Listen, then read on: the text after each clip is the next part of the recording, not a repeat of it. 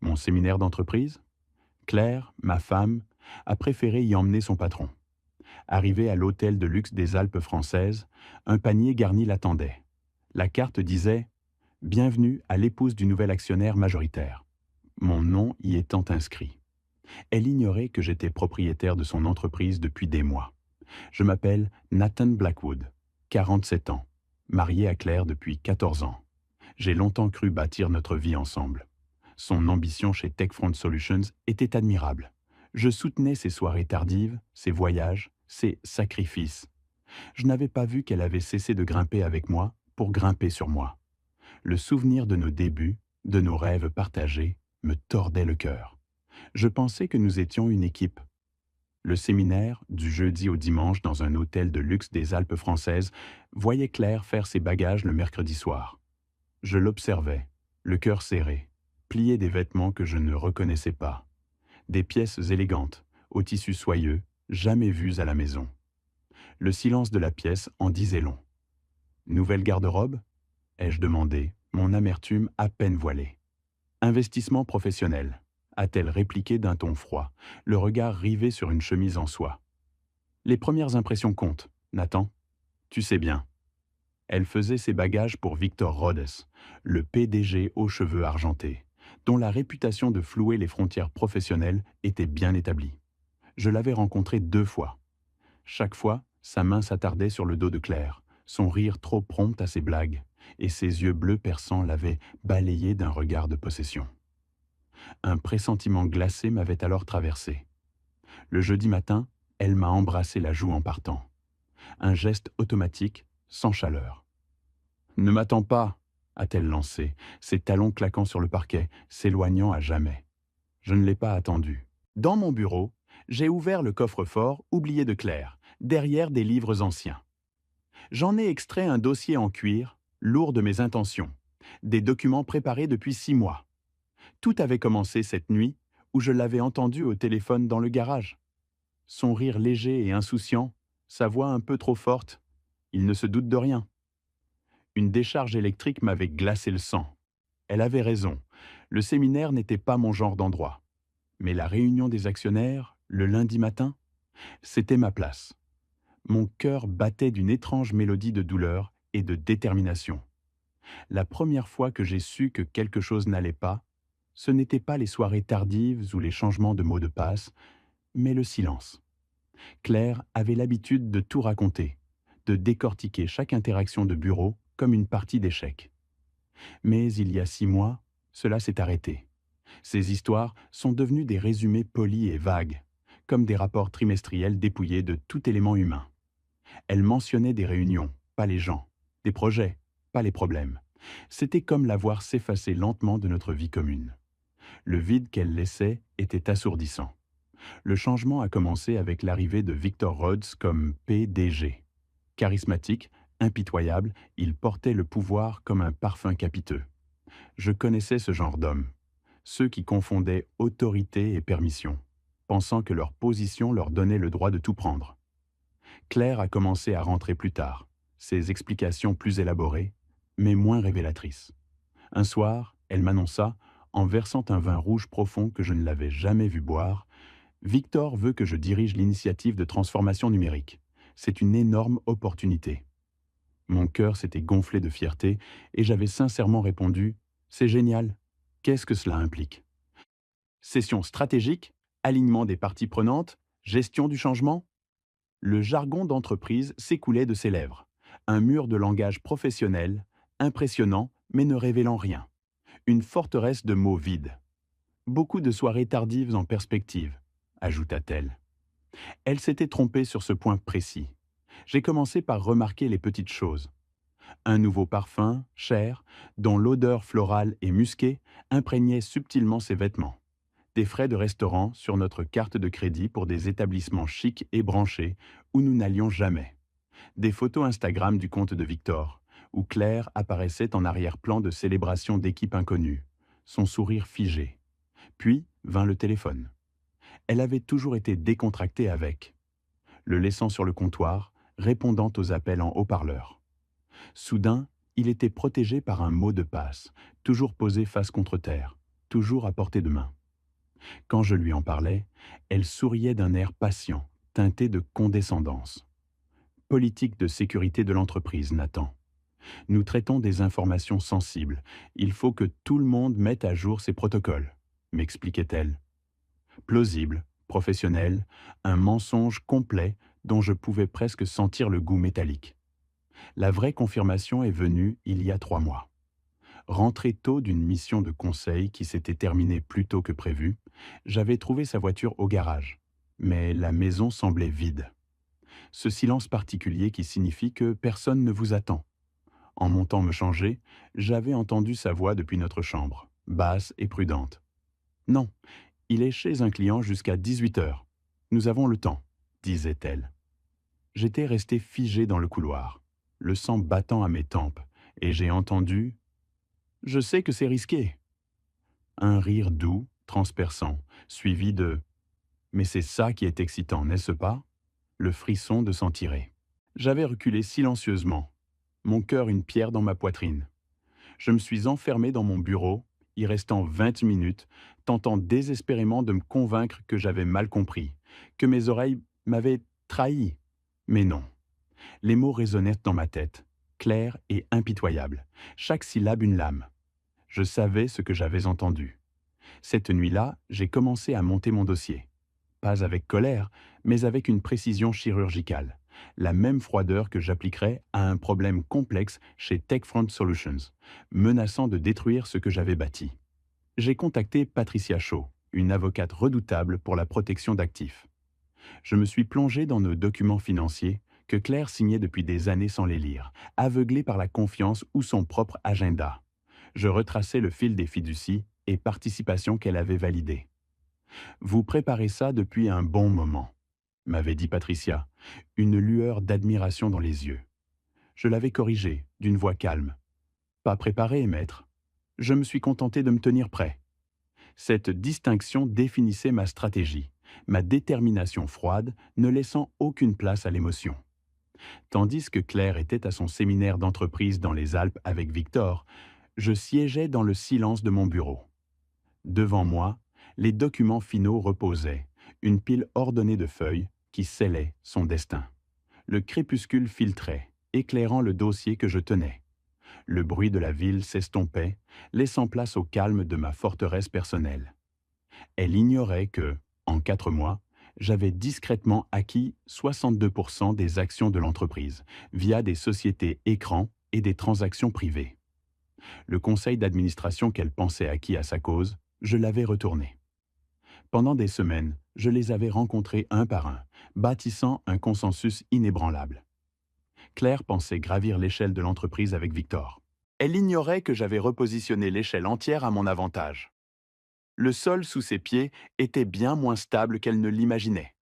Il y a 3 ans, Claire m'avait présenté sa meilleure amie, Rachel Simmons, lors de leur fête de Noël annuelle. Leur amitié, forgée à l'université, était basée sur des secrets partagés. Rachel était vive, pleine d'esprit et d'une honnêteté brutale, une qualité que Claire avait perdue, polie par la vie d'entreprise, devenue plus calculatrice. Si jamais tu as besoin de quoi que ce soit, n'importe quoi, tu m'appelles, m'avait-elle dit ce soir-là. Claire est comme une sœur pour moi, et toi aussi, tu l'es devenue. J'avais apprécié ce geste de gentillesse, ignorant à quel point j'en aurais besoin plus tard. Ce soir-là, je croyais que nous étions une famille. 2 mois plus tôt, mes soupçons sur Claire et Victor confirmés, j'avais recontacté Rachel. Nous nous étions donné rendez-vous dans un café discret, loin de nos habitudes, où la tension se mêlait au parfum du café. J'ai quelque chose de difficile à te demander, avais-je murmuré, mon regard cherchant sa réaction. J'ai besoin de ton absolue honnêteté. Rachel posa sa tasse, son expression virant à l'inquiétude. Nathan, qu'est-ce qui se passe? Le moment était venu. Est-ce que Claire t'a parlé de Victor Rhodes? Son silence lourd fut une confirmation. Sa réponse mesurée suivit. Elle a mentionné travailler en étroite collaboration avec lui. Oui. Pourquoi? Parce qu'il y a plus qu'un simple travail? Je lui montrai mon téléphone. Relevé de cartes de crédit, frais d'hôtel dans les Alpes françaises, un schéma implacable de mensonges. Je crois que tu le sais déjà. Rachel ferma les yeux, une expiration lente. Des larmes perlaient quand elle les rouvrit. Je lui ai dit d'arrêter, murmura-t-elle, la voix brisée. Je lui ai dit qu'elle gâchait quelque chose de réel pour quelque chose qui la détruirait. Elle n'a rien voulu entendre. Depuis combien de temps es-tu au courant? Des mois, souffla-t-elle. Nathan, je suis désolé. J'ai voulu te le dire, mais c'est ma meilleure amie, et j'espérais qu'elle retrouverait la raison. Je pris sa main. Je ne suis pas en colère, mais j'ai besoin de ton aide pour quelque chose, d'inconfortable. C'est là que je lui exposai mon plan. L'idée de ce test venait de Claire elle-même, des mois auparavant, lorsqu'elle jouait encore l'épouse inquiète. Elle m'avait accusé de distance, de désinvestissement. Lors d'une dispute amère, un soir de pluie, elle avait lancé avec sarcasme: Je parie que tu ne te soucierais même pas si une autre femme s'intéressait à toi. Ces mots m'avaient transpercé, allumant une étincelle vengeresse. Je voulais voir si, elle, se soucierait. Rachel avait accepté à contre-cœur au début, mais une fois qu'elle avait compris l'ampleur de la trahison de Claire, elle acquiesça. Le plan était simple. Rachel viendrait un vendredi soir, quand Claire était censée travailler tard, sous prétexte de déposer des livres. Elle s'habillerait de manière aguicheuse, serait enjouée et observerait ma réaction. Ce que Rachel ignorait, c'est que j'avais installé des caméras de sécurité cachées dans toute la maison 2 semaines plus tôt. Claire les pensait destinées à la sécurité, une de mes obsessions technologiques. Elle ne savait pas qu'elles enregistraient en continu, diffusant chaque instant vers un stockage cloud auquel elle n'aurait jamais accès. Un réseau invisible que j'avais tissé. Le soir fatidique, Rachel se présenta à 19 heures. Vêtue d'une robe élégante mais subtilement suggestive, son maquillage soigné rehaussait ses yeux. Elle joua son rôle à la perfection, si naturellement que j'aurais pu presque y croire. Elle me touchait le bras en riant, se tenait trop près, et ses commentaires étaient pleins de sous-entendus. Pendant 1 heure, nous avons parlé du hall au salon, l'air empreint d'une tension silencieuse, presque électrique. Puis, elle fit son mouvement, se penchant vers moi comme pour m'embrasser, son parfum enivrant emplissant l'espace. J'ai reculé doucement, mais fermement. Rachel, arrête, dis-je, m'assurant que les microphones dissimulés captaient parfaitement mes mots. J'apprécie ce que tu essaies de faire, mais j'aime ma femme. Une vérité qui sonnait comme un coup près, prononcée avec une sincérité amère. J'ai fait des vœux et je les respecte, même si elle ne le fait pas. Rachel recula, son expression passant de la performance à une émotion authentique, ses yeux s'embuant. Elle ne te mérite pas, Nathan. Peut-être pas, concédai-je, le cœur serré, mais la voix inébranlable, mais ce n'est pas la raison pour laquelle je reste fidèle. Je le fais parce que c'est ce que je suis. La caméra, silencieuse et impartiale, enregistrait tout. Mon intégrité, sa déception, et la preuve irréfutable de ma loyauté. Le film était parfait, une preuve irréfutable que, face à l'opportunité, j'avais choisi la loyauté. Tandis que Claire s'apprêtait à passer le week-end avec Victor, j'avais désormais la preuve de sa trahison et de mon intégrité. Dans le silence feutré de mon bureau, où la lumière de l'écran projetait des ombres sur les boiseries, je revisais chaque image. Le bourdonnement discret de l'ordinateur était le seul son, témoin impartial de mon triomphe amer. Patricia, mon avocate, avait visionné la vidéo avec son détachement professionnel habituel. Ses yeux vifs scrutaient chaque détail, ses lèvres fines esquissant un sourire satisfait. C'est excellent, Nathan. Très, très bon, dit-elle de sa voix calme et mesurée. Cela nous assure une position morale inattaquable et réfute toute allégation d'infidélité mutuelle. Pour moi, c'était plus qu'une simple stratégie juridique. C'était une ancre, un rappel constant que je ne sombrerais pas à son niveau. L'honneur avait son importance, même en temps de guerre, et cette conviction, aussi douloureuse soit-elle, me maintenait à flot. Claire sortit de la voiture à l'hôtel de luxe des Alpes françaises, le Rocky Ridge Resort, avec l'assurance de celle qui croit l'univers à sa convenance. L'air vif des montagnes pinçait les joues, le soleil matinal inondait les sommets enneigés. Le paysage, digne d'une carte postale, était le genre d'endroit où les destins se nouent et se dénouent dans le secret des suites panoramiques. Le chauffeur, impeccable dans son uniforme anthracite, ouvrit sa portière, un geste de courtoisie orchestré par Monsieur Blackwood. Claire le remarqua à peine, assumant que c'était une attention de Victor. Leur relation fonctionnait ainsi. Elle se croyait indispensable, et il la récompensait par des privilèges et une attention qui n'était qu'exploitation mutuelle. Elle ne s'était même pas demandé de quel Blackwood le chauffeur faisait mention. L'hôtel, audacieuse fusion de cèdres patinés, de verre étincelant et de pierres locales, épousait les courbes de la montagne. J'ai traversé le hall avec ma démarche assurée, mes talons résonnant sur le marbre, attirant les regards. Le concierge m'a dirigé vers l'étage exécutif. Je m'attendais à y trouver Victor, peut-être déjà avec une bouteille de champagne débouchée, affichant ce sourire prédateur qu'il arborait lorsqu'il pensait avoir remporté une victoire. Mais la suite était vide, luxueuse, absolument parfaite, et pourtant terriblement erronée. Des pétales de rose formaient un motif indéchiffrable sur le lit king size. Sur le bar, un grand cru onéreux respirait. Sur la table basse, un coffret en bois sombre portait une plaque dorée. À l'épouse de notre nouvel actionnaire majoritaire. J'ai laissé échapper un rire incrédule. Une erreur, évidemment. À l'intérieur, une carte crème, d'un papier épais, révélait une écriture familière. Celle de mon mari. Profitez de la vue. Nathan. Mon sourire s'est évanoui. Je me suis tourné vers les baies vitrées. La chaîne des Alpes s'étirait majestueusement, une immensité à couper le souffle. Je ne respirais plus. La télévision murale s'est allumée, affichant « Bienvenue, monsieur et madame Blackwood, suite Penthouse exécutive ». J'ai fixé l'écran, attendant qu'il se corrige, qu'il affiche le nom de Victor. Il n'a pas changé. Mon téléphone était déjà dans ma main, mes doigts tremblants composant le numéro de la réception. « Réception ? Comment puis-je vous aider, madame Blackwood ?» La voix était polie. « Il y a eu une erreur, » ai-je dit, ma voix tendue. « Cette suite, la réservation, c'est une erreur. »« Je suis désolé, madame, » a répondu le concierge, semblant confus. Monsieur Blackwood a finalisé personnellement toutes les dispositions. La suite exécutive a été réservée il y a 3 semaines sous son compte, avec votre nom listé comme son épouse et partenaire. « Quel monsieur Blackwood ?» ai-je demandé, la panique montant. « Nathan Blackwood, madame.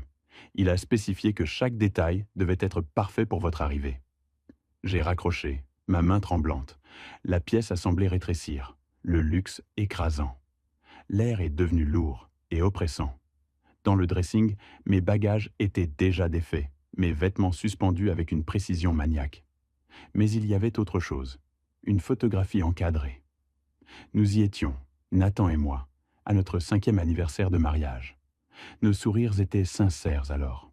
Un flashback fugace m'a rappelé un dîner aux chandelles, sa main dans la mienne, une promesse silencieuse. J'avais retiré cette photo de mon bureau 6 mois plus tôt. Elle ne correspondait plus au récit que je construisais. Maintenant, elle me fixait, une accusation muette, un spectre de notre passé heureux. Un coup frappé à la porte me fit sursauter.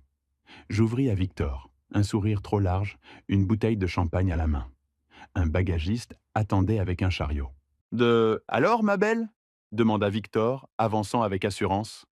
Il s'arrêta net en voyant mon expression. Puis son regard glissa sur les pétales de rose, le vin débouché, le message de bienvenue lumineux sur l'écran. L'odeur des roses flottait. « Qu'est-ce que c'est que ça, bon sang ?» Sa voix, pleine d'incrédulité et de peur, perdit toute assurance. Le bagagiste, brisant le silence, s'éclaircit la gorge. « Excusez-moi, madame. Dois-je déplacer vos affaires dans la suite de Monsieur Blackwood ? Il a insisté pour que vous soyez à l'aise. » La tête de Victor pivota vers lui. « Quelle suite ? » ?»« La suite Penthouse exécutive, monsieur. Monsieur Blackwood l'a réservée il y a 3 semaines, en tant qu'actionnaire majoritaire. Il possède 62% de Techfront Solutions depuis ce lundi. Vous ne saviez pas ? Le sourire professionnel du bagagiste soulignait l'ironie. La bouteille de champagne de Victor parut peser 1 tonne, son visage figé par la stupéfaction. L'air lourd devint palpable, chargé d'une tension électrique. Je sentis le souffle me manquer, le sol se dérober. Ce n'était pas une simple surprise, mais un séisme pulvérisant le monde que j'avais construit. Le lundi matin se leva, froid et implacable, annonçant la tempête que j'avais orchestrée. J'avais passé le week-end cloîtré dans mon bureau, loin des Alpes françaises et de leurs promesses trompeuses, immergé dans un océan de documents. Chaque mot, chaque chiffre, chaque clause avait été examiné, revérifié, mon esprit aiguisé comme une lame. Chaque pièce du puzzle était en place, chaque vote confirmé, chaque allié rallié. Le silence de l'appartement parisien, habituellement vaste et pesant, fut mon complice, n'interrompu que par le bruissement des pages et le clic de ma souris. Patricia, mon avocate, m'avait appelé. C'est absolument blindé, Nathan, avait-elle insisté. Une forteresse juridique. Je n'ai jamais vu une préparation pareille.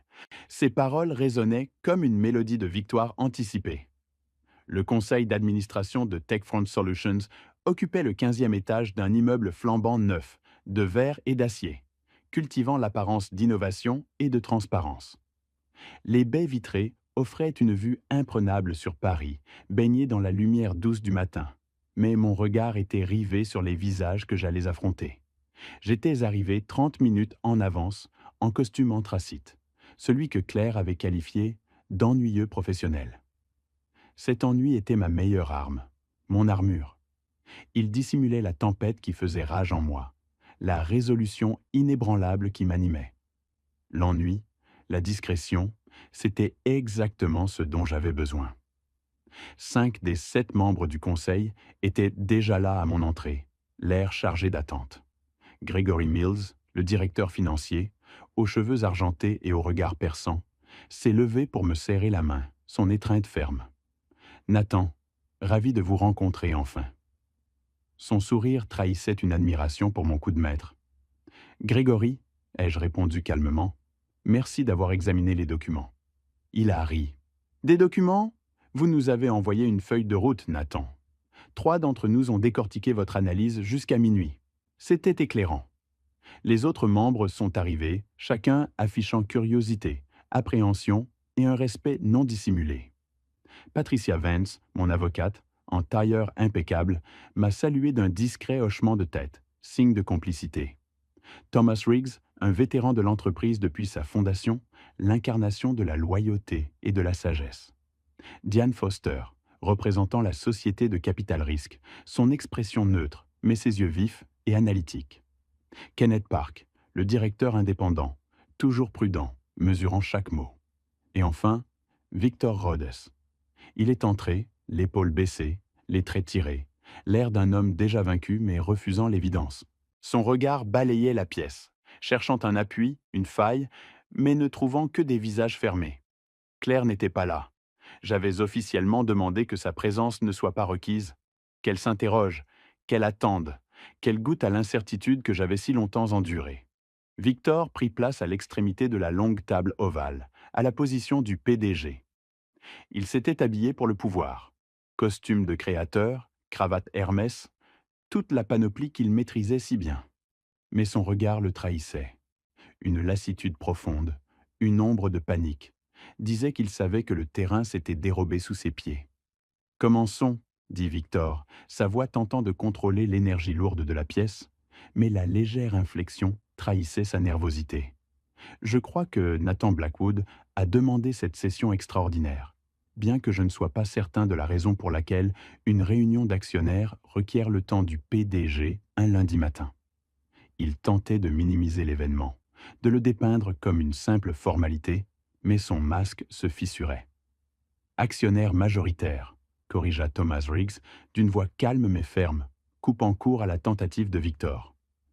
Pas d'animosité dans son ton, juste un fait froid et irréfutable. Nathan contrôle désormais 62% des actions votantes de la société. L'expression de Victor ne changea pas, mais je vis sa main se crisper, les jointures blanchissant sur l'accoudoir. Un frisson parcourut la pièce. C'est un développement significatif, poursuivit Victor, sa voix à peine un murmure contraint. Quand aviez-vous l'intention de nous en informer? Maintenant, dis-je, me levant lentement. Je marchais vers le grand écran. J'avais préparé une présentation nette, factuelle, dénuée de drames inutiles. Chaque diapositive était une estocade chirurgicale. Depuis vendredi dernier, par une série de transactions légitimes, approuvées par les autorités réglementaires, j'ai acquis le contrôle majoritaire de Techfront Solutions. Je déroulais mon récit avec une précision clinique. La chronologie méticuleuse, l'utilisation de sociétés écrans pour masquer mes acquisitions, l'accumulation progressive d'actions auprès d'investisseurs ayant perdu confiance dans le leadership de Victor. Je détaillais les irrégularités financières que j'avais découvertes, rien de criminel, mais suffisant pour soulever de sérieuses questions sur sa gestion. Puis, j'abordais les plaintes des ressources humaines étouffées, dont 3 incidents distincts impliquant Victor et des employés. Claire n'était pas nommée spécifiquement, pas encore, mais chacun dans la pièce savait. Le silence était absolu, lourd de la gravité de mes révélations. Diane Foster rompit le silence. Nathan, quelles sont vos intentions ici? Liquider, restructurer? Ni l'un ni l'autre. Je cherche à stabiliser. J'affichais la diapositive suivante. Profit en chute libre, innovation en berne, satisfaction des employés en déclin constant depuis 8 mois. Depuis que Victor est PDG, cette entreprise a perdu son cap. J'ai l'intention de la restaurer. En me renvoyant, lâcha Victor d'une voix blanche, le visage décomposé. En installant une direction qui priorise l'entreprise au-dessus des intérêts personnels, corrigeai-je, mon regard ancré sur lui. Votre contrat contient une clause de moralité. Je dispose de preuves de violation justifiant une résiliation immédiate. Patricia Vance se pencha en avant. Quel genre de preuves? J'attendais cette question. Je distribuais des dossiers à chaque membre du conseil, sauf Victor. Le bruissement du papier emplit la pièce. À l'intérieur, des courriels, reçus d'hôtels et notes de frais, révélaient un schéma de relations inappropriées avec des subordonnés. Le nom de Claire y figurait à plusieurs reprises, mais aussi ceux de 2 autres femmes, toutes 2 parties abruptement. « C'est une chasse aux sorcières !» protesta Victor, sa voix manquant de conviction. « C'est une vérification préalable !» répliqua Thomas Riggs, feuilletant les documents. « Nathan, vous avez été incroyablement minutieux. » « J'ai appris de ma femme, dis-je, croisant le regard de Victor, un sourire amer étirant mes lèvres.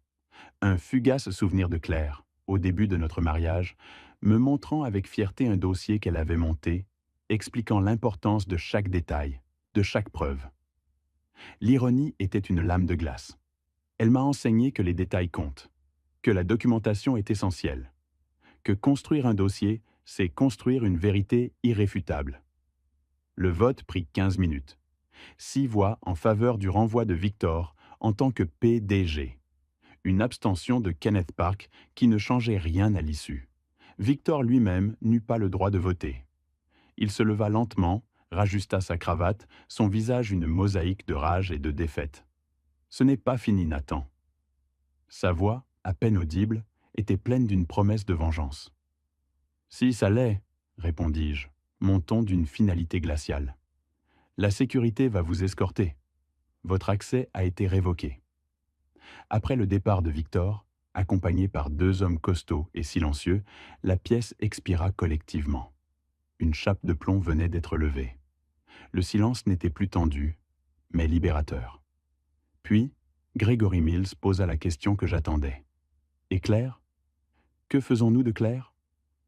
Le bureau de Claire se trouvait au 12e étage, un espace d'angle baigné de lumière, offrant une vue imprenable sur la ville.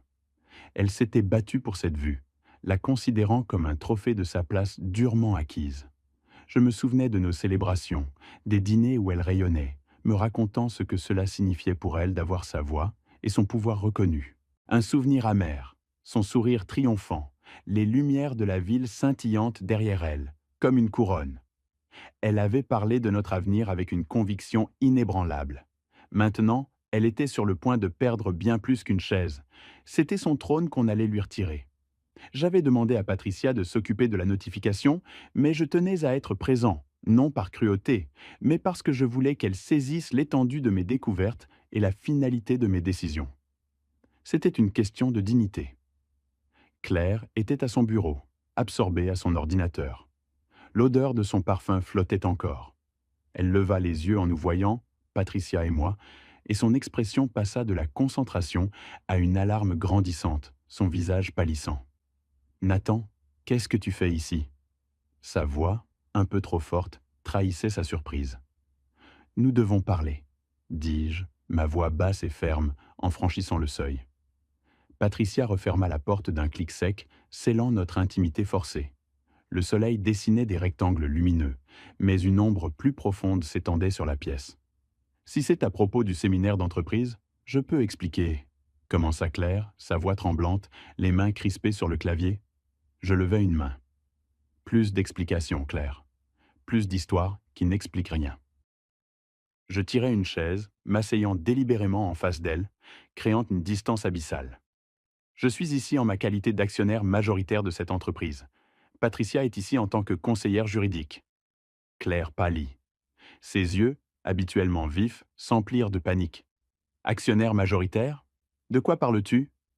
Ces mots étaient un murmure, sa confiance s'effritant.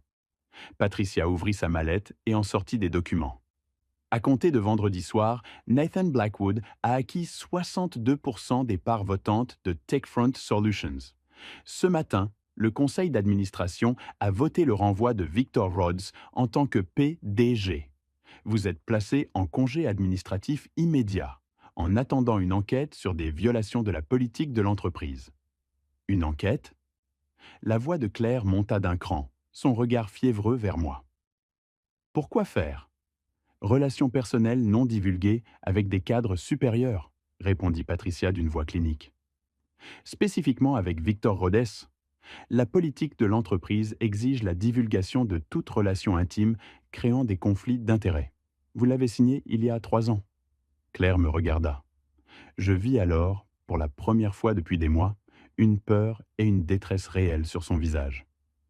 Nathan, s'il te plaît, laisse-moi expliquer. Sa voix se brisa.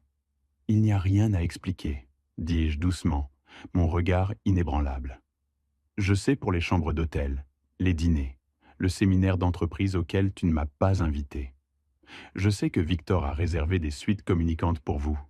Je savais que tu avais l'intention de me quitter une fois ta position sécurisée. Chaque mot, un coup froid, résonnait des nuits passées à assembler le puzzle de sa trahison. « Depuis combien de temps sais-tu » murmura-t-elle, ses yeux rivés sur les miens, cherchant une faille. « Assez longtemps pour me préparer. » Je me levai, tirai une enveloppe de ma veste et la déposai sur son bureau. Le claquement du papier résonna comme un couperet. « Ce sont les papiers du divorce. Je dépose une demande pour adultère. Les preuves sont exhaustives. » Elle ouvrit l'enveloppe d'une main tremblante, ses doigts effleurant les pages. Son visage passa du choc à l'incrédulité, puis à une colère sourde. « Tu me prends tout !»« Je prends ce qui est à moi, » corrigeai-je. « La maison fait partie d'un trust familial antérieur à notre mariage. Vos parts dans cette entreprise incluent des clauses de conduite que vous avez violées. Les comptes de retraite ont été séparés il y a 2 ans, lorsque vous avez signé la restructuration fiscale. Vous étiez trop occupé pour lire les documents, vous souvenez-vous? Vous conserverez vos économies personnelles et votre véhicule, ajouta Patricia d'un ton neutre. Le contrat de mariage que vous avez signé stipule que les biens matrimoniaux acquis par héritage ou détenus en fiducie restent la propriété de leur propriétaire d'origine. Nathan a été très généreux dans ces circonstances. Généreux? Le rire amer de Claire résonna. Tu détruis ma carrière, tu me prends ma maison, et tu appelles ça généreux? J'applique les conséquences, dis-je. Tu as fait des choix, Claire. Je m'assure juste que tu vives avec. Et Victor? Demanda-t-elle, sa voix s'étranglant d'une dernière once d'espoir. Il va se battre. Il a des avocats. Victor a été escorté hors du bâtiment il y a 1 heure. Son emploi est terminé. Il ne viendra pas te sauver. Les mots étaient définitifs. Je me dirigeai vers la porte, m'arrêtant un instant. Tu sais ce qui est le plus triste, Claire? Je t'aurais tout donné de bon gré. Il suffisait d'être honnête. Mais tu as choisi la tromperie, et la tromperie a un prix. Patricia tendit à Claire une carte de visite avec une froide efficacité. Vous avez 3 jours pour répondre à la demande de divorce. Je vous suggère de trouver un avocat. Nous la laissâmes là, assise à son bureau, dans la pièce d'angle où la lumière du jour déclinait, les ombres s'allongeant et engloutissant peu à peu l'espace dans un crépuscule mélancolique. Dans l'ascenseur, Patricia rompit le silence. « Vous avez bien tenu le coup. »« Il le fallait, » répondis-je. Elle devait voir que je n'étais pas brisé. La trahison avait juste révélé qui nous étions vraiment. Les portes s'ouvrirent. Je sortis dans la lumière du soleil de l'après-midi, sentant une légèreté que je n'avais pas ressentie depuis des mois, comme si un poids énorme s'était détaché de mes épaules. L'air frais et vif me sembla empli de promesses nouvelles. 3 jours après, je reçus un colis dans mon bureau. Juste mon nom sur une étiquette. À l'intérieur, un dossier médical photocopié, avec une note manuscrite. Vous méritez de connaître toute la vérité. R.S. Rachel Simmons. Le dossier provenait d'une clinique privée de Portland, datée d'il y a 7 ans. Mon cœur rata un battement. Le calme s'évaporait, remplacé par une onde d'appréhension. Le soleil brillait toujours, mais une ombre froide venait de s'étendre sur mon monde. Mes doigts effleurèrent l'enveloppe, lourde d'un secret. Une appréhension glaciale me serra la gorge. J'hésitais, sachant que son contenu allait bouleverser mon équilibre. Mais j'avais promis d'affronter la réalité. Je devais savoir. Avec une détermination nouvelle, je déchirai le papier, mon cœur battant la chamade, et je lus. Le document était un formulaire de consentement chirurgical pour une stérilisation permanente. Ligature des trompes, précisait le terme médical. Le nom de la patiente. Claire Elizabeth Hartley. C'était son nom de jeune fille. Je me laissai retomber lourdement sur ma chaise, le papier tremblant dans mes mains, non pas de ma fébrilité, mais de la vibration d'une colère sourde qui commençait à gronder en moi. 7 ans auparavant, 2 ans avant notre mariage, elle avait 35 ans. Tandis que j'étais empli d'un espoir naïf d'avoir des enfants, elle avait déjà scellé notre destin, sans un mot. Elle m'avait épousé à 37 ans, sachant pertinemment mon désir ardent de fonder une famille. Elle savait, et elle ne m'avait jamais rien dit. Son sourire radieux, la façon dont elle avait pressé ma main ce jour-là, tout me revint comme une performance, une mascarade jouée avec une perfection glaçante. Je me remémorais toutes ces conversations où nous parlions de notre avenir, où elle attribuait notre absence d'enfant au stress du travail, au mauvais timing, suggérant d'attendre. J'avais été si patient, croyant qu'elle partageait ce même désir. Chaque mois, quand l'espoir s'évanouissait, elle affichait une déception convaincante, murmurant « Peut-être le mois prochain, mon amour ». C'était une duperie minutieusement calculée, répétée jusqu'à l'épuisement de ma crédulité. Mon téléphone sonna, me tirant brutalement de mes pensées. L'écran affichait le nom de Rachel. « Tu l'as reçu ?» demanda-t-elle, sa voix tendue. « Je l'ai reçu, confirmis-je, ma voix plus stable que je ne l'aurais cru, masquant le chaos en moi. « Comment as-tu découvert ça ?» Claire m'en a parlé il y a des années, à l'époque où nous étions encore honnêtes l'une envers l'autre, expliqua Rachel. Elle disait que les enfants détruiraient sa trajectoire professionnelle, qu'elle ne pourrait pas rivaliser avec les hommes de son secteur si elle prenait un congé maternité. Quand vous vous êtes mariés, je lui ai demandé si elle t'avait mise au courant. Elle a ri, disant que tu finirais par le comprendre et l'accepter, que tu étais trop mou pour la quitter pour ça. Trop mou. Les mots s'abattirent sur moi comme des pierres. L'écho de cette phrase, prononcée par la femme que j'avais aimée, était une nouvelle forme de trahison. Elle s'est trompée, dis-je doucement, ma voix empreinte d'une amertume glaciale.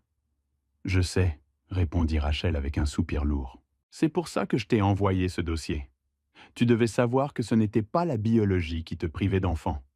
C'était son choix, son mensonge. Je suis désolé, Nathan. C'était ma meilleure amie, mais ce qu'elle t'a fait est impardonnable. Après avoir raccroché, je restais assis, le regard perdu à travers la vitre, observant la ville s'illuminer. Je pensais à l'homme que j'avais été, plein d'espoir, confiant, et à l'homme que j'étais devenu, prudent, méfiant, les cicatrices invisibles d'une confiance brisée. Claire m'avait donné une leçon, mais pas celle qu'elle avait voulu m'enseigner. Le dossier médical rejoignit la pile des autres documents, un nouveau témoin silencieux dans le grand livre des preuves pour la procédure de divorce. Une documentation irréfutable de sa tromperie. Patricia l'inclurait pour prouver que Claire ne méritait rien au-delà du strict minimum légal. Mais plus que cela, c'était une forme de clôture. La confirmation que mes instincts avaient été justes, que mon mariage avait été bâti sur des mensonges depuis le début. J'avais désiré des enfants. Claire l'avait su, m'avait promis cet avenir, et l'avait rendu impossible tout en feignant de partager ma déception.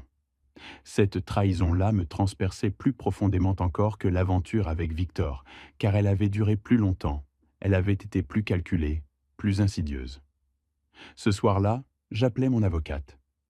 Patricia, j'ai des documents supplémentaires pour le dossier de divorce.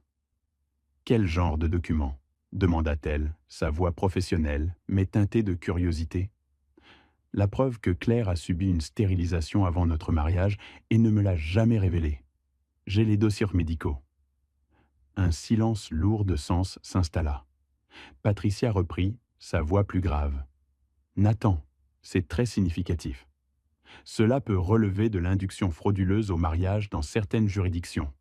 Depuis combien de temps le savez-vous? Environ 6 heures, admis-je. Rachel me l'a envoyé. L'amie qui a aidé pour le test de fidélité? La même.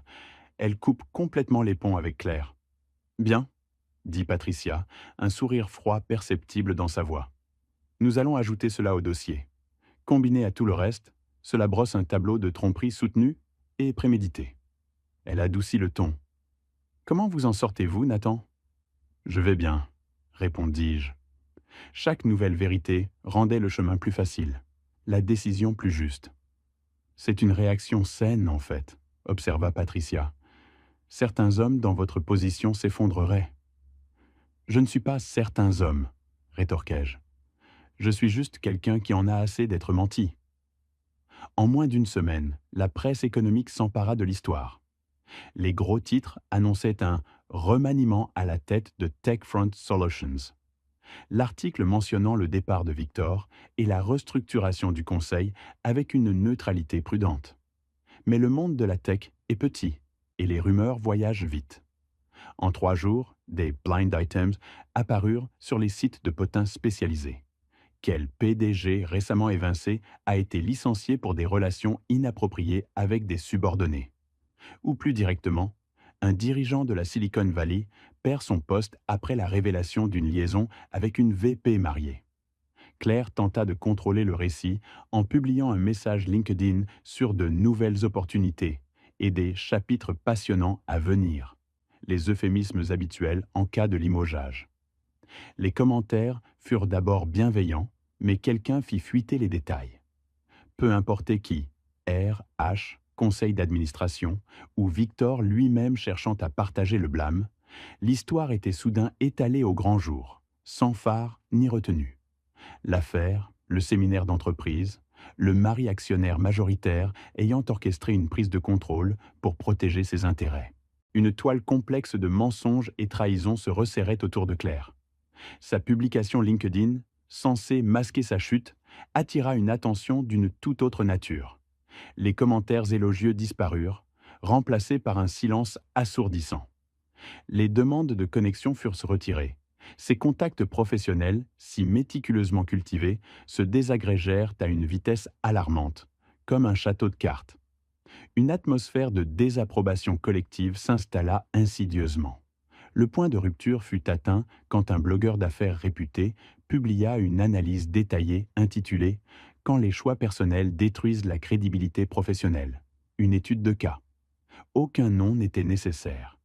Les allusions étaient si transparentes que tout le monde savait. L'article disséquait froidement l'éthique d'entreprise, les conflits d'intérêts et les conséquences inévitables lorsque l'intégrité professionnelle est sacrifiée pour l'avancement personnel ou des désirs éphémères. L'article devint viral. Une déflagration de 20 000 partages en 2 jours, se propageant dans les cercles d'affaires, alimentée par une soif insatiable de potins et une schadenfreude à peine dissimulée. Claire m'appela, sa voix rauque et désespérée, comme je ne l'avais pas entendue depuis des années. « Nathan, s'il te plaît, fais que ça s'arrête. Je suis détruite publiquement. » Dans le silence de mon bureau, je lui répondis froidement. « Je n'ai rien dit publiquement. Tout ce qui se passe est la conséquence de tes actions rendues publiques. » Elle m'accusa. « C'est toi qui as tout divulgué. » « Non, rétorquai-je calmement. Mais Claire réfléchit au nombre de personnes qui étaient au courant. Le conseil d'administration, les ressources humaines, l'assistante de Victor, tes collègues qui se doutaient, le personnel de l'hôtel de luxe dans les Alpes françaises où se tenait le séminaire. Tu as créé cette situation sous le regard de dizaines de témoins.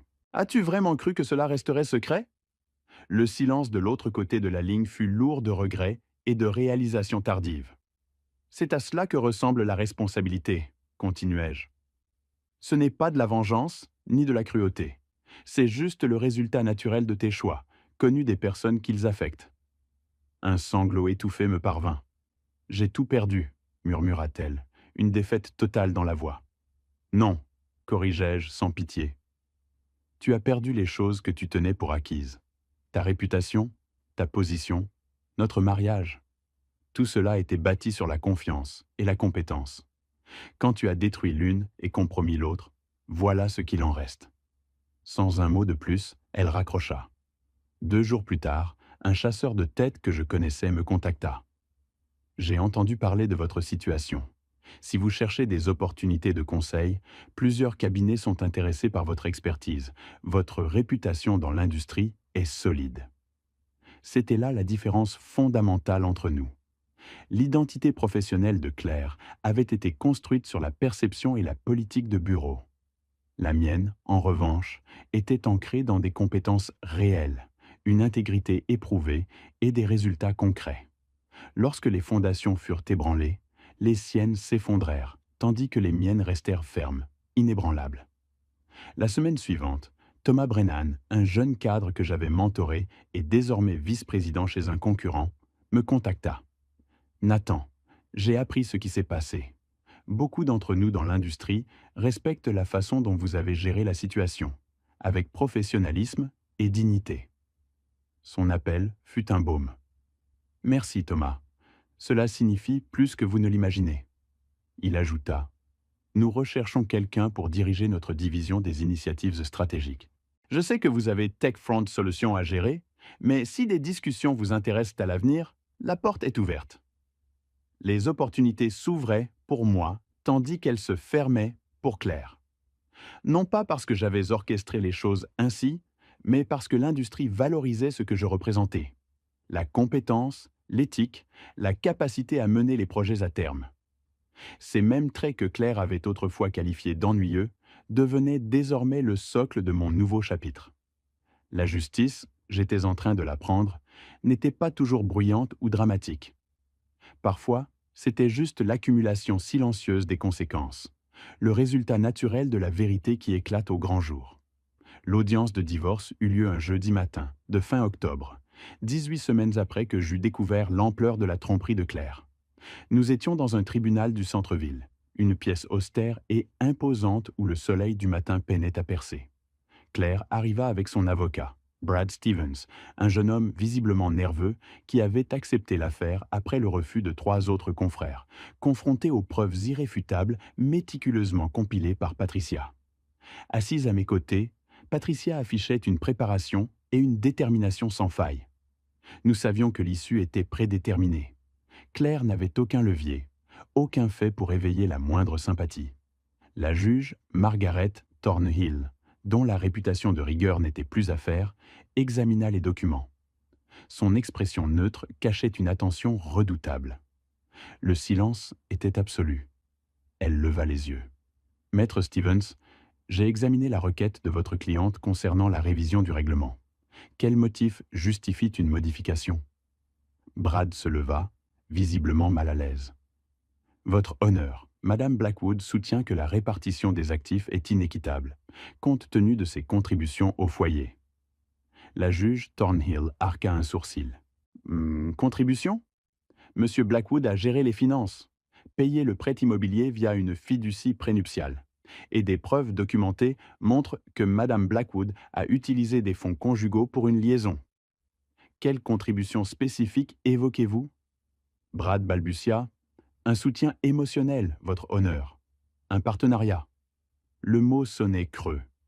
Un partenariat qui incluait une infidélité documentée, une fausse déclaration frauduleuse sur la fertilité et des violations éthiques qui lui avaient coûté son emploi.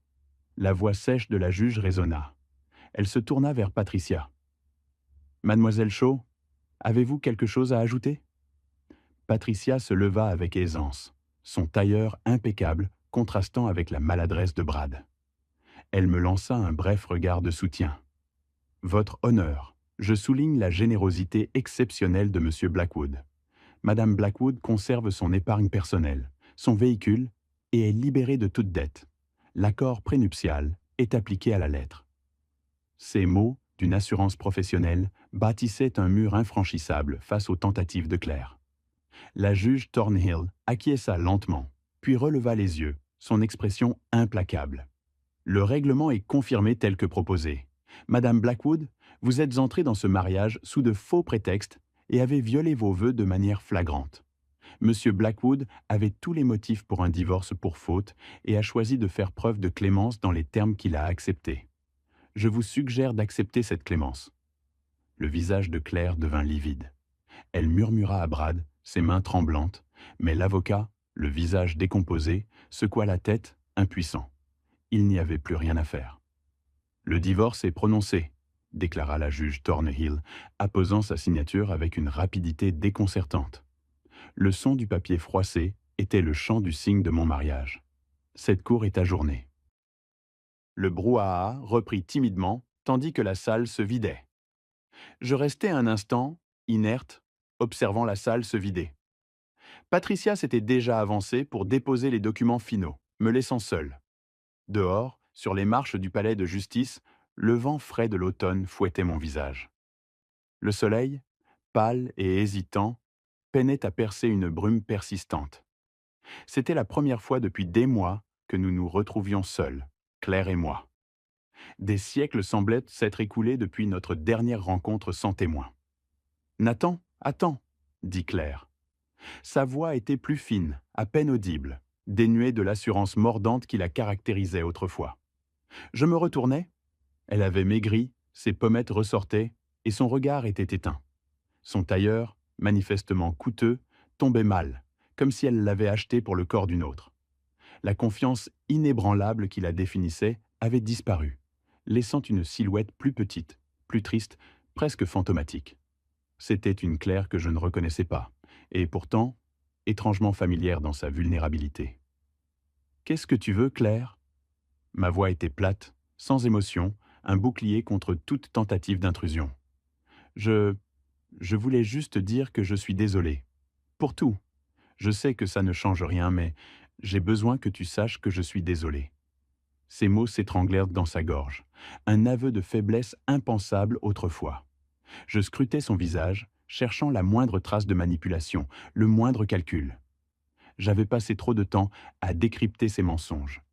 Mais tout ce que je vis, c'était une profonde, écrasante fatigue. Une lassitude qui semblait avoir creusé des sillons sous ses yeux et tiré les traits de son visage. « Je crois que tu es désolé, » dis-je doucement, mes mots pesant lourdement dans l'air froid. Désolé que ça se soit terminé ainsi. Désolé d'avoir été prise. Désolé d'avoir tout perdu. Mais je ne crois pas que tu sois désolé pour ce que tu as fait, seulement pour la tournure des événements. Le goût amer de ces paroles se répandit dans ma bouche. Une vérité crue qui ne me procurait aucune satisfaction, seulement une tristesse lancinante. « Ce n'est pas juste, » murmura-t-elle, son souffle court. « Juste ?» Un rire amer faillit m'échapper, mais je le ravalai. « Tu as menti sur ton désir d'avoir des enfants, m'entraînant dans un rêve illusoire de famille. Tu as eu une liaison avec ton patron, Victor Rhodes, au nez et à la barbe de tout le monde. Tu as essayé de me faire croire que j'étais paranoïaque, que ma jalousie était infondée, me poussant au bord de la folie. Et maintenant, tu veux parler de justice ?» Le souvenir de ces nuits blanches, de cette anxiété rongeante, remontait à la surface, une douleur sourde jamais vraiment dissipée. Elle détourna le regard, des larmes trahissant la dignité qu'elle tentait de maintenir. « Je t'ai aimé autrefois. »« Oui, peut-être, » répondis-je, un soupir s'échappant de ma poitrine. « Mais tu as aimé ton ambition bien plus. Tu as aimé l'image du succès, l'éclat des titres et des reconnaissances. Quand j'ai cessé de correspondre à cette image, de te servir d'ascenseur social, tu as cessé de me voir comme une personne. J'étais devenu un obstacle, une relique encombrante de ta vie passée. » Je rajustai mon manteau, un geste mécanique, me préparant à clore ce chapitre pour de bon. « Adieu Claire. J'espère que tu trouveras qui tu es sans les titres ronflants et les performances de façade. Mais ce n'est plus mon problème. Je me détournais, m'éloignant sans un regard en arrière, laissant derrière moi les vestiges d'une vie qui n'était plus la mienne. 14 mois plus tard, le divorce enfin finalisé et ses cicatrices s'estompant, je me tenais dans la salle de conférence de Sterling Associates, la société de conseil que j'avais rejointe en tant qu'associé. Les baies vitrées offraient une vue imprenable sur le front de mer, où le soleil d'après-midi inondait la pièce d'une lumière chaude et dorée, et le murmure lointain des vagues apaisait l'ambiance. Thomas Brennan avait tenu parole, et plus encore. J'avais passé une année enrichissante à restructurer leurs initiatives stratégiques, un travail profondément satisfaisant qui sollicitait toutes mes compétences sans m'épuiser comme TechFront Solutions. Ici, j'étais un architecte, pas un martyr. TechFront Solutions avait été vendu pour 180 millions d'euros. Ma participation m'avait rapporté une fortune inattendue, suffisante pour assurer mon avenir, investir dans des causes qui me tenaient à cœur et vivre confortablement. L'argent, autrefois source de conflits, était devenu un outil de liberté et de bienveillance. J'avais fait don de 5 millions d'euros à une fondation soutenant les enfants placés en famille d'accueil, qui avaient désespérément besoin de stabilité. Patricia, toujours méticuleuse, m'avait aidé à mettre en place la structure. « Tu construis quelque chose de bon ici », m'avait-elle dit, ses yeux brillants.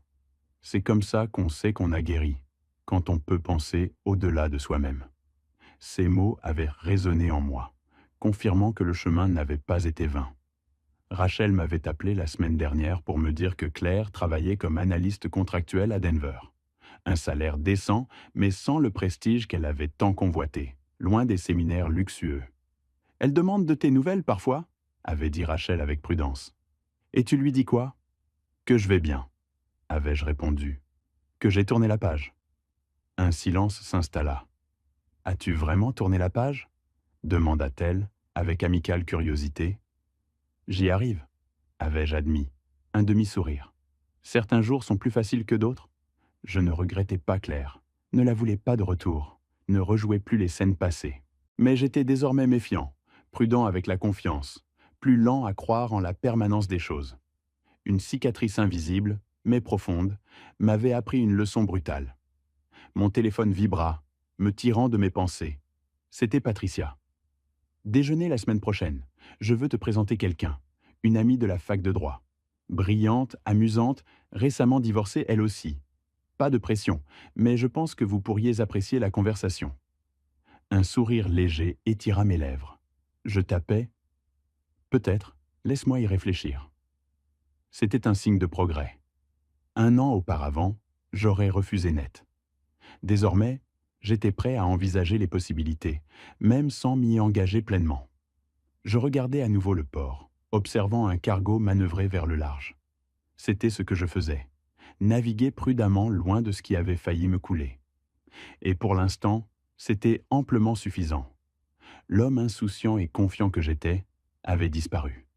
Un nouveau Nathan émergeait, plus sage, plus résilient, et enfin, libre. L'homme insouciant qui avait cru la confiance acquise et le mariage éternel était parti, évaporé comme un mirage. Je me souvenais de sa légèreté enfantine, aveugle à la duplicité humaine. Une image fugace de Claire, riant à mes côtés, me traversa l'esprit, avant que les fissures ne se manifestent. Le vent marin balayait le port, mais il ne pouvait emporter cette cicatrice invisible, profondément ancrée. À sa place se tenait quelqu'un de plus fort, plus vigilant, mais pas brisé. J'avais appris à survivre à la trahison sans amertume, sans laisser la haine me consumer. Le chemin fut long, pavé de nuits blanches et de doutes, mais j'avais choisi de ne pas devenir le reflet de la noirceur infligée.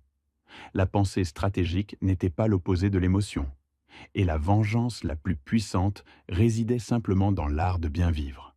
Claire avait voulu grimper plus haut, exister d'une manière qui exigeait un public et des applaudissements, sacrifiant l'authenticité pour une façade. Moi, j'aspirais à l'intégrité, à un partenariat sincère, à une vie bâtie sur l'honnêteté. Ces valeurs restaient mes piliers, mais j'étais désormais infiniment plus prudent quant à ceux avec qui je les partageais. Mon téléphone vibra de nouveau. C'était Patricia.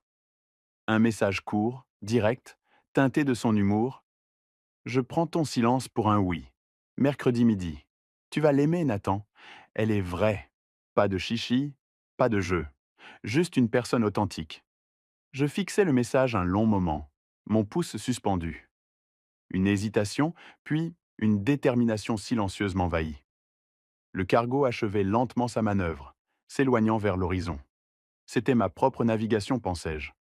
Un pas, puis un autre, loin des eaux agitées.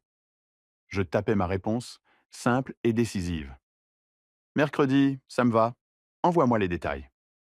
Et pour la première fois en 14 mois, une sensation légère, presque imperceptible, m'envahit. Quelque chose qui ressemblait étrangement à de l'espoir. Une chaleur douce dans la poitrine, comme les premiers rayons du soleil couchant, teintaient l'horizon lointain des Alpes françaises, promettant une nouvelle aube.